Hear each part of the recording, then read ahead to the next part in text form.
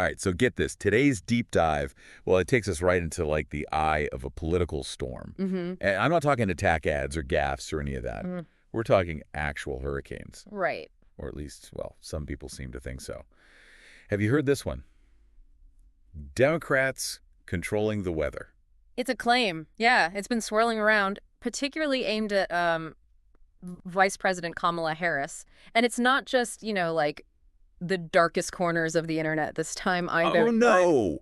This is bubbling up in social media threads, comment sections, you name it. Yeah. And that's where we're diving in today, specifically all these reactions around Hurricane Milton.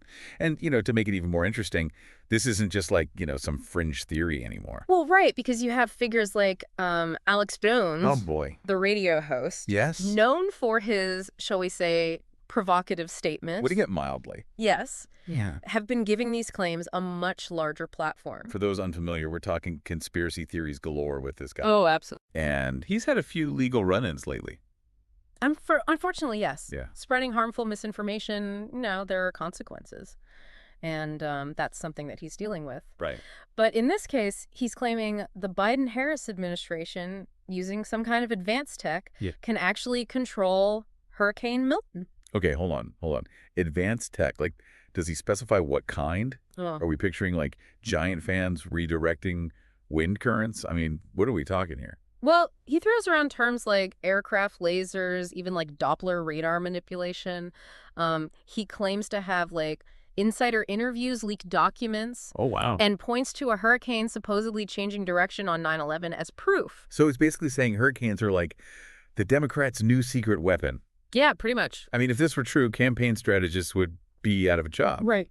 But let's be real, this sounds less like political maneuvering and more like a superhero movie plot or something. Yeah, and a far-fetched one at them. Right. Because while we do have things like cloud seeding, influencing weather on that very, very small scale, something as massive as a hurricane. Right. I mean, that's pure science fiction. The energy involved is mind-boggling, something humans can't even come close to controlling. Okay, so we've got our resident expert here debunking the science. Of course. But here's where it gets really interesting to me, okay? It's the social media response. We've got all these excerpts from this thread dedicated to this very theory. Right.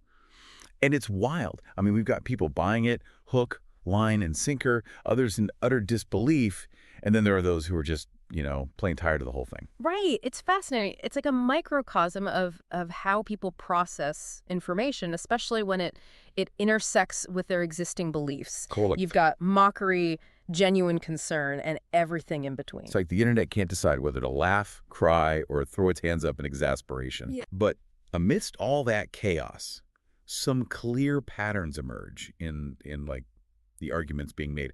What really stood out to you? Well, there's this recurring theme that some are calling the Kamala all along narrative. Okay. It's a way to kind of shift blame from Biden, implying that Harris is the true mastermind, the puppet master behind the scenes. Oh, that's right. That whole shadow president angle they tried to push during the last election. Exactly. Trying to discredit her by claiming that she's the one pulling all the strings. Exactly. It feeds into these pre-existing narratives designed to sow distrust in her leadership. Right. And the irony isn't lost on some users who point out the hypocrisy. You've got folks who deny climate change, now claiming we can control hurricanes with pinpoint accuracy. It's a real head-scratcher. Okay. Like, sure, we can't possibly impact the climate with all our emissions, but whipping up a Category 5 hurricane to take out our rivals? Yeah. Easy peasy. I mean, come on, the logic there is something else. Yeah, but yet you see this strange fascination with the idea of wielding that kind of power. Right. We even see comments like, why vote for the party that can't control the weather? Obviously satirical, but it reveals something deeper, don't you think? It does. It reminds me of that saying, any sufficiently advanced technology is indistinguishable from magic. But in this case, maybe it's more like any sufficiently absurd conspiracy theory is indistinguishable from like a blockbuster movie plot. And that's the thing. Even when we engage with these ideas jokingly, we risk giving them oxygen. Oh, absolutely. It normalizes the outlandish, potentially making it harder to discern fact from fiction down the line. Yeah, it's a slippery slope. But going back to the arguments themselves, something else kind of struck me. This theory needs Democrats to be both completely incompetent and terrifyingly powerful. Right? I mean, isn't that a bit of a contradiction? Well, you've hit on something something crucial here. Right. Some are calling this the Schrodinger's villain paradox. Okay. It's incredibly effective. It's a tactic used often to instill both fear and a sense of helplessness. Right. Because if the enemy is incompetent, why worry? Right. But if they're all powerful, then what can you do? Right. You know, it's insidious, really. It is. Yeah. And yet you see these comments, right, where they're almost fantasizing about voting for Storm, the weather-controlling X-Man or whatever. Yeah. It's like, amidst the absurdity, some people are almost drawn to the idea of a leader with that kind of power. It speaks to a very human desire for solutions, Mhm. you know, for someone to just fix things. Right. Even if those things are as complex and unpredictable as the weather. And it's easy to see how, in a world facing very real challenges like climate change, attributing these events to human actors can be strangely comforting, even if it's based on misinformation. So, in a way, this conspiracy theory, as outlandish as it seems, it provides a sense of control in a world that feels increasingly out of control. Precisely. It offers a simplistic explanation for events that can often feel overwhelming and terrifying. And we have to remember, these beliefs don't exist in a vacuum. They're fueled by existing political divides, distrust in institutions, and a media landscape that thrives on sensationalism. And let's not forget those echo chambers of social media, Oh, where algorithms decide what we see, often showing us more of what we already believe, Exactly. making it even harder to break free. Absolutely. It creates a feedback loop where dissenting voices are drowned out Yeah. and extreme viewpoints are amplified. Which brings us to a crucial question. Mm. Why do these kinds of theories stick, even when they seem so outlandish? What makes them resonate with people on a deeper level? It's like we're almost wired to look for those patterns, you know? Right. To find somebody or something to blame when things go wrong. Absolutely. And in a world facing climate change where these extreme weather events, they just seem to be happening more and more. Yeah. I can see how that instinct, it just kicks into overdrive. Yeah, we crave that sense of order. You know, a narrative where things happen for a reason. Right. And attributing those reasons to human actors, even if those actors are wielding, you know, imaginary weather control devices, can be more comforting than just accepting the randomness of nature.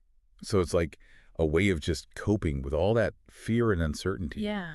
Even if the explanation it's based on, shaky ground, at least it gives people something, like a target for all that anxiety. Right. And we have to consider the broader context, right? Yeah. These beliefs, they don't just appear out of thin air. Right. They thrive in these environments that are rife with, political polarization, where the trust in institutions is low. Right. And where sensationalized information, it just spreads like wildfire. It's like that old saying, right? A lie can travel halfway around the world while the truth is putting on its shoes. Right, right. But now, with the internet, social media, I mean, these lies, they can travel at warp speed. Oh, absolutely. And they come disguised as like harmless entertainment, as satire, as, just asking questions. Which is why it's more vital than ever to cultivate a healthy sense of skepticism. Yeah. To ask ourselves, why am I so quick to believe this? Right. We need to actively seek out different viewpoints, challenge our own biases, and just be wary of information that simply confirms what we already believe. We need to be more mindful, for sure, about what we consume and share online. Yes. But it's tough, right? It's like trying to put out a wildfire with a garden hose sometimes. It is a constant challenge, for sure. Yeah. But going back to something you touched on earlier, the intrigue around this theory, it goes beyond just blaming someone for bad weather. There's this underlying fascination with the very idea of controlling such immense power. Right. It's like we're simultaneously terrified and captivated by this notion, right? Right. On the one hand, it plays into our deepest fears about forces beyond our control. But there's also this part of us that's like, but what if we could harness that power? Right. What if we could bend nature to our will? Exactly. And that's where things get really interesting. Yeah. This conspiracy theory, with all of its absurdity, it acts as a kind of distorted mirror, reflecting back some very human desires and anxieties. It makes us confront uncomfortable questions about power, responsibility, and our place in the world. And maybe, just maybe, it makes us think about the implications of that power. Sure. even if it's just a theoretical concept for now, right? Right. It's a bit like that thought experiment, right? Like if you had the power to change the weather, would you? And at what cost? That's a question with profound implications, isn't it? Yeah. It goes far beyond the realm of conspiracy theories. Yeah. And it touches on the very essence of who we are and what kind of future we're creating. Yeah, it is. It's kind of unsettling, right? This whole idea that like we could control something as fundamental as the weather. I mean, on the one hand, right, you could imagine like preventing disasters, ending droughts, maybe even like tackling some of the effects of climate change, head on. But then that flip side hits you. Exactly. The potential for misuse is just enormous, right? Right. Imagine like manipulating economies, influencing elections, Oh, wow. even waging like weather warfare. I mean, it's a chilling thought. Straight out of like, a dystopian novel or something. Right. And that's the thing that really strikes me about all this. Like we can get so caught up debating the validity of these conspiracy theories that we kind of lose sight of the bigger picture. It's a distraction Yeah. from the very real, very complex challenges that we're facing, Right. While we're arguing about whether or not Kamala Harris can summon a hurricane, the actual climate crisis, it rages on, we need to be focusing our energy on sustainable solutions, on bridging those divides that make these theories so appealing in the first place. It's a sobering thought. It really is. Yeah. It's so easy to get swept up in all the drama, the intrigue. Right. But we have to remember, like, we're not powerless here. Right. We're not. Like, we have a choice in what we believe, what we engage with. Absolutely. We can choose to embrace critical thinking, right? Right. To demand evidence, to hold our leaders accountable. Yes. And we can choose to channel our energy into, creating a better future rather than just getting bogged down in all this fear and division. Right. It's like that saying, be the change you wish to see in the world. Mm-hmm. Like maybe instead of getting lost in these conspiracy theories about weather control, we should be, focusing on how we can actually address climate change, how we can like build a more resilient future. Now you're talking. Mhm. And it all starts with awareness, with understanding the forces at play, both the natural ones and the ones that we create ourselves. So for all the wild speculation that we've unpacked today, Yeah. the real takeaway is this, right? Like, don't let the noise of these conspiracy theories drown out the signal of what truly matters. Absolutely. Stay curious, stay informed, and most importantly, stay engaged Yeah. with the real world, right? Yeah. Not the fabricated ones spun by those who, profit from all that fear and division. Well said. And on that note, I guess we'll leave you with one final thought to ponder. Okay. If a political candidate could demonstrably control the weather, Okay. would it guarantee your vote? Why or why not? Yeah. Think about the immense power that we're talking about here, the ethical dilemmas it presents. Yeah. It's a question that reaches far beyond just the absurdity of this particular conspiracy theory. And it forces us to confront those fundamental questions about leadership, responsibility, and the kind of future that we want to create.